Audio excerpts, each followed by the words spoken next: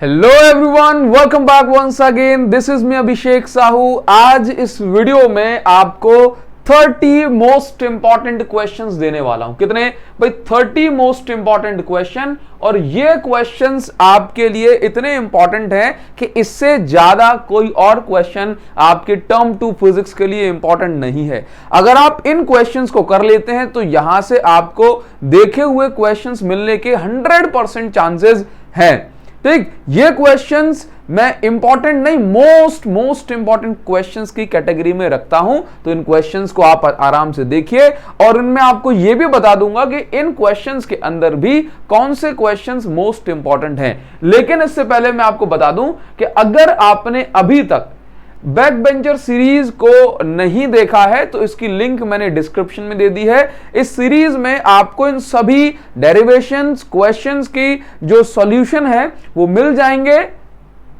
Chapter wise format में, और आप सारे के सारे चैप्टर्स को 30-30, 35-35, 25-25 मिनट में खत्म कर देंगे।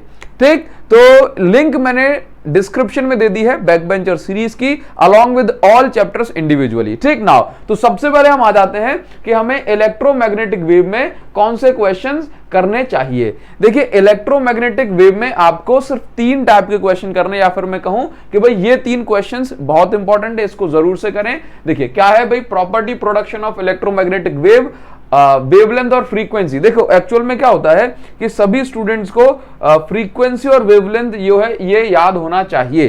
ठीक, मैक्सवेल इक्वेशंस। नाउ आगे बढ़ जाएंगे, नेक्स्ट आप आ जाएं रे ऑप्टिक्स में। तो रे ऑप्टिक्स में 2 पार्ट्स हैं।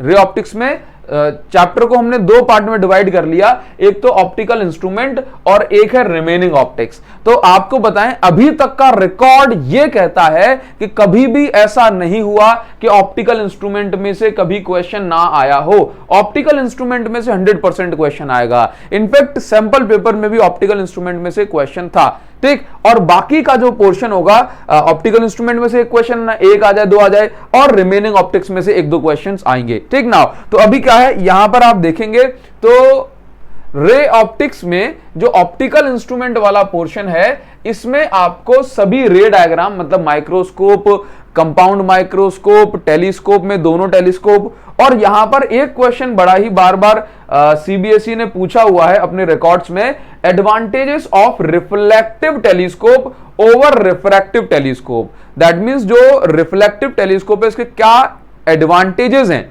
यहां से क्वेश्चन बनता है, कम से कम 7-8 बार क्वेश्चन अभी तक ये पूछा गया है। थ्योरेटिकल है लेकिन पूछा गया है। ठीक नाउ, तो इसको आप देखें, जब भी आप रे डायग्राम बनाएं तो रे डायग्राम में आपको दोनों तरह के रे डायग्राम बनाने हैं। एक तो एलडीडीवी पर जो इमेज बनती है उसको आप कैसे बनाएंगे, और इंफिनिटी पर अगर इमेज बन रही है तो वो कैसे बनाएंगे। आप चाहो तो इसका स्क्रीनशॉट ले सकते हो, आपको यहां पर जो है स्क्रीनशॉट ले लो इसका। आगे बढ़ेंगे तो भाई देखिए जरा, जो रिमेनिंग ऑप्टिक्स का पोर्शन है, रिमेनिंग ऑप्टिक्स का जो पोर्शन है ऑप्टिकल इंस्ट्रूमेंट के बाद, वो यहां से स्टार्ट हो रहा है। तो रिमेनिंग ऑप्टिक्स के पोर्शन में हमने कुछ 5-6 क्वेश्चंस लिए हुए हैं। देखिए जरा, एक तो relation between u v and r and mu. ये जो रिलेशन है ये आप देखें कौन से टॉपिक से है, रिफ्रैक्शन एट स्फेरिकल सरफेस। ये रिफ्रैक्शन फॉर्मूला है बेसिकली। ठीक है, नाउ तो ये कौन सा फॉर्मूला है ये भी मैं आपको बता दूं। जैसे आपने पढ़ा होगा इसको, mu upon v minus 1 upon u is equal to, ये आपका कितना है, म्यू माइनस 1 अपॉन आर। ये फॉर्मूला आपने पढ़ा होगा, हो सकता है आपने म्यू 2 म्यू 1 के टर्म्स में पढ़ा हो, कोई बात नहीं। तो ये फॉर्मूला दिया हुआ है। ठीक, नाउ ये इंपॉर्टेंट है, आप इसको अच्छे से समझ के चलेंगे। नाउ नेक्स्ट जो क्वेश्चन है that is lens maker formula. मैं कहूंगा मोस्ट इंपॉर्टेंट। और ये किस लिए है, क्योंकि यहां से न्यूमेरिकल भी बहुत पूछा जाएगा। न्यूमेरिकल इसमें, इस टॉपिक में से न्यूमेरिकल पूछे जाने हैं। इसके बाद डेरिवेशंस में से अगर मुझसे कोई कहे कि भाई रिमेनिंग ऑप्टिक्स में, मतलब ऑप्टिकल इंस्ट्रूमेंट के अलावा कि भाई कौन सा एक डेरिवेशन आपके लिए बहुत इंपॉर्टेंस रखता है, तो भाई मैं कहूंगा ये वाला जो डेरिवेशन है ये मोस्ट इंपॉर्टेंट है। ठीक, इस रिफ्रैक्टिव इंडेक्स में एक ये पार्ट प्रूव करना होता है और एक ये पार्ट प्रूव करना होता है प्रिज्म में। ये दोनों डेरिवेशन, एक अगर आपने ये प्रूव कर दिया तो एक स्टेप के बाद ही ये वाला प्रूव हो जाता है। ठीक, लिंक ऑप्टिकल इंस्ट्रूमेंट की डिस्क्रिप्शन में दे दी है, उसको एक बार चेक कर लेना, वहां से आपको सब कुछ क्लियर हो जाएगा। इन सारे डेरिवेशन को एकदम शॉर्ट में ब्रीफ में आपको समझाया हुआ है, एक बार जरूर चेक कर लेना, या फिर लिखना ऑप्टिकल इंस्ट्रूमेंट बाय अभिषेक साहू। ठीक, आप इसका स्क्रीनशॉट लेना चाहते हो तो उसका स्क्रीनशॉट ले लो। इसी तरह से अगले दो क्वेश्चंस हैं, देखो, expression for focal length and power of lens for combination of length. इस तरह से अगर दो लेंसेज कॉम्बिनेशन में रखे हुए हैं तो यहां पर फोकल लेंथ का फॉर्मूला जो बनता है 1/f is equal to 1/f1 plus 1/f2। ठीक, ये इसको आपको प्रूव करना है। ठीक, इंपॉर्टेंट है। इसके बाद एक्सप्रेशन फॉर ये देखो, फिश आई, अगर किसी भी वाटर टैंक में यदि कोई फिश है तो उस फिश को कितना पोर्शन दिखाई देगा, इसके लिए डेरिवेशन हमें करना होता है, मतलब हमें एरिया निकालना होता है, हाइट वगैरह निकालनी होती है। तो ये वाला डेरिवेशन अभी सैंपल पेपर में इससे क्वेश्चन आया था, सीबीएसई ने पूछा हुआ है। ठीक, नाउ अब इसका टोटल इंटरनल रिफ्लेक्शन में एक तो ये रिलेशन पूछा जाता है और नेसेसरी कंडीशन पूछ ली जाती हैं। ठीक, अगर आप करना चाहें तो इसकी एप्लीकेशन, जैसे कि ऑप्टिकल फाइबर मैं यहां पर ऐड कर दे रहा हूं, एप्लीकेशन में ऑप्टिकल फाइबर को पढ़ लें एक बार, ये भी इंपॉर्टेंट है।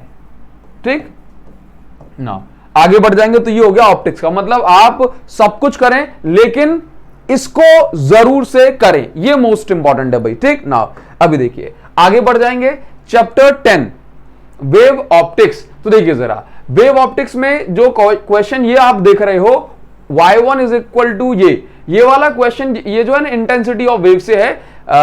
ठीक, तो ये क्वेश्चन मोस्ट इंपॉर्टेंट है, ये क्वेश्चन मोस्ट इंपॉर्टेंट क्वेश्चन है, समझ रहे हो बात को, ये क्वेश्चन मोस्ट इंपॉर्टेंट, न्यूमेरिकली पूछे जाने हैं और रिलेशन भी। ठीक, नाउ इसके बाद रिफ्लेक्शन एंड यहां पे रिफ्लेक्शन एंड रिफ्रैक्शन का जो लॉ है ये हमें प्रूव करना है यूजिंग हाइजेंस वेव थ्योरी। ठीक, इसके बाद यंग्स डबल स्लिट एक्सपेरिमेंट में स्लिट विड्थ, इसके बाद डिफ्रैक्शन में जो विड्थ ऑफ स्लिट है, मतलब विड्थ ऑफ फ्रिंज है, ये हमें जो है प्रूव करना है इसके लिए। और हाँ, ग्राफ इंपॉर्टेंट है, graph for intensity of fringe, ये जो हम ग्राफ बनाते हैं, ये इस तरह का जो ग्राफ बनाते हैं, ये ग्राफ इंपॉर्टेंट है। और YDSE में जो ग्राफ बनता है, ये सबकी जो हाइट है ये बराबर होती है, तो ये ग्राफ इंपॉर्टेंट है। ठीक, चलिए सैंपल पेपर में भी दिया हुआ था ये क्वेश्चन, सैंपल पेपर के जो लिंक है वो भी डिस्क्रिप्शन में दे दूंगा एक बार। ठीक, नाउ चलिए आगे बढ़ जाएंगे, डुअल नेचर। तो डुअल नेचर में देखो किस तरह क्वेश्चन पूछे जाते हैं, आपको बता दूं कि डुअल नेचर में ग्राफ सबसे इंपॉर्टेंट चैप्टर अगर कोई ग्राफ के लिए है मेरे हिसाब से, तो मैं डुअल नेचर का नाम यहां पर दूंगा आपको। ठीक, नाउ तो अभी मैं आपको बताऊं कि डुअल नेचर में हमें क्या करना है। तो एक तो आइंस्टाइन इक्वेशन से बढ़िया क्वेश्चन आते हैं, फोटो इलेक्ट्रिक इक्वेशन से, तो ये आपको कर लेनी है अच्छे से। इसके बाद इसमें करीब 5 ग्राफ मैंने, देखो अब बोला सर इनको आपने एक ही क्वेश्चन में लिया है, हाँ, क्योंकि ये एक लाइन के क्वेश्चन हैं, एक लाइन के आंसर है इनके। ठीक, नाउ तो आपको ये 4 ग्राफ कर लेने हैं। कौन कौन सा? Photo electric current and potential applied के बीच में। ठीक, अलग अलग फ्रीक्वेंसी और इंटेंसिटी के लिए आपने जो ग्राफ बनाए होंगे ना, कुछ इस तरह के, ये कुछ इस तरह के, ये इस तरह के जो ग्राफ हैं वो ग्राफ आपको अच्छे से बनाने हैं। Graph between stopping potential and threshold frequency, lambda और 1/√v में जो ग्राफ है, काइनेटिक एनर्जी और फ्रीक्वेंसी ऑफ रेडिएशन के बीच में ये ग्राफ है। ये ग्राफ सारे इंपॉर्टेंट हैं, आप इसका स्क्रीनशॉट ले सकते हैं। ठीक, नाउ आगे बढ़ेंगे। देखिए जरा, अभी इस चैप्टर में 2 और क्वेश्चन इंपॉर्टेंट हैं, एक तो डी ब्रोगली वेवलेंथ, और यहां से न्यूमेरिकल भी पूछे जाते हैं। इसके बाद आप यहां पर देखेंगे प्रोटॉन एंड अल्फा पार्टिकल, ये एक न्यूमेरिकल है, आप इसको एक बार ध्यान से देख लें, स्क्रीनशॉट ले लें इसका और इसको सॉल्व करने की कोशिश करें। ठीक, नाउ डुअल नेचर के बाद हम आ जाते हैं एटम चैप्टर में। तो एटम चैप्टर में करीब 4-5 क्वेश्चंस हैं। इन क्वेश्चंस को आप देखें कि आपको रेडियस और एनर्जी ऑफ इलेक्ट्रॉन निकालनी होती है हाइड्रोजन एटम के nth ऑर्बिट में। इसके बाद रिडबर्ग कांस्टेंट का यूज करके आपको क्या कैलकुलेट करना है, बामर सीरीज एंड लाइमन सीरीज की जो लिमिट होती है उसको आप इसके इन क्वेश्चन का स्क्रीनशॉट ले सकते हैं आराम से, PYQs में भी आपको ये क्वेश्चन मिल जाएंगे। इसके बाद आपको ये क्वेश्चंस इसमें से डी ब्रोगली हाइपोथेसिस का यूज करके बोर एंगुलर मोमेंटम की सिचुएशन के लिए डेरिवेशन करना है। नेक्स्ट आप आ जाएंगे यहां पर न्यूक्लियाई चैप्टर में। ठीक, इसके बाद ही था ना, हाँ, तो एटम में ये 3-4 क्वेश्चंस हैं, ये इंपॉर्टेंट हैं। नाउ नेक्स्ट आप आ जाएंगे न्यूक्लियाई चैप्टर में। तो न्यूक्लियाई चैप्टर में बेसिकली जो पोर्शन जो पूछा जाता था लास्ट ईयर या कहूं लास्ट टू लास्ट ईयर्स में, तो वो ज्यादातर रेडियो एक्टिविटी वाले पार्ट में से था, रेडियो एक्टिविटी। बट इस साल क्या हुआ कि रेडियो एक्टिविटी को उन्होंने सिलेबस से हटा दिया, तो रेडियो एक्टिविटी आपको नहीं करनी है। तो यहां से ये 4-5 क्वेश्चन बनते हैं, लेकिन न्यूमेरिकल आपको ये ज्यादातर जो पोर्शन इसका न्यूमेरिकल में पूछा जाता है, तो numerical on nuclear fission and numerical on nuclear fusion, ये न्यूमेरिकल आपको करने हैं। और आप इधर उधर के न्यूमेरिकल्स को करने के बजाय अगर एनसीईआरटी के एक्सरसाइज के न्यूमेरिकल लगाएंगे इसमें, तो आपकी जो होल्ड है इस टॉपिक पर अच्छी बनेगी और वहीं से आने के चांसेस ज्यादा बनते हैं। नाउ आगे बढ़ेंगे, जो फाइनल चैप्टर है आज के लिए दैट इज सेमीकंडक्टर, ठीक है ना। तो सेमीकंडक्टर जो कि हमारा चैप्टर 14 है, इसमें आपको कुछ डायग्राम, क्योंकि न्यूमेरिकल तो है नहीं इसमें, तो इसमें कुछ डायग्राम और ग्राफ पर आपको ध्यान देना है। Energy band diagram for p type and n type semiconductor, ये पूछा गया था आपके सैंपल पेपर में अभी। इसके बाद V I curve for photo diode solar cell के लिए वीआई कर्व, ये सैंपल पेपर में पूछा गया था। Next V I curve for PN junction in forward bias में अगर कनेक्ट करेंगे पीएन जंक्शन डायोड को, तो वीआई कर्व क्या बनेगा, ये आपको करना है। और उसके बाद कुछ क्वेश्चंस का रीजन देना है, क्योंकि रीजनिंग में एक नंबर में क्वेश्चन आपके पूछे जा सकते हैं, चाहे वो केस स्टडी में आ जाए, चाहे वो कैसे भी आ जाए। तो आप इसको देखें ढंग से और इसको आप स्क्रीनशॉट लो इसका, ये बड़ा ही इंपॉर्टेंट है। नेक्स्ट हम आ जाएंगे, ये 2-3 क्वेश्चन और है इस चैप्टर में। रेक्टिफायर अच्छे से कर लेना, फॉर्मेशन ऑफ डिप्लीशन लेयर कैसे होती है ये पढ़ लेना, और वर्किंग ऑफ फोटो डायोड ये पढ़ लेना, ठीक। और इन सबका सॉल्यूशन आपको कहां मिल जाएगा, बैक बेंचर सीरीज में। और जो भी इसमें और रिक्वायरमेंट होगी न्यूमेरिकल्स वगैरह में, कमेंट सेक्शन में मुझे बताइए कि आपको नेक्स्ट क्या चाहिए, मैं जरूर से अपलोड करूंगा। पीवाईक्यू, न्यूमेरिकल सीरीज, ये सब कुछ कमेंट जरूर करना पड़ेगा आपको। जब तक कमेंट नहीं करोगे मुझे पता नहीं पड़ पाएगा व्हाट्स योर रिक्वायरमेंट गाइज। तो कमेंट जरूर करें, I am waiting for your comment. Thank you so much, thanks a lot. और ये क्वेश्चंस मोस्ट इंपॉर्टेंट है guys, most important. Thank you.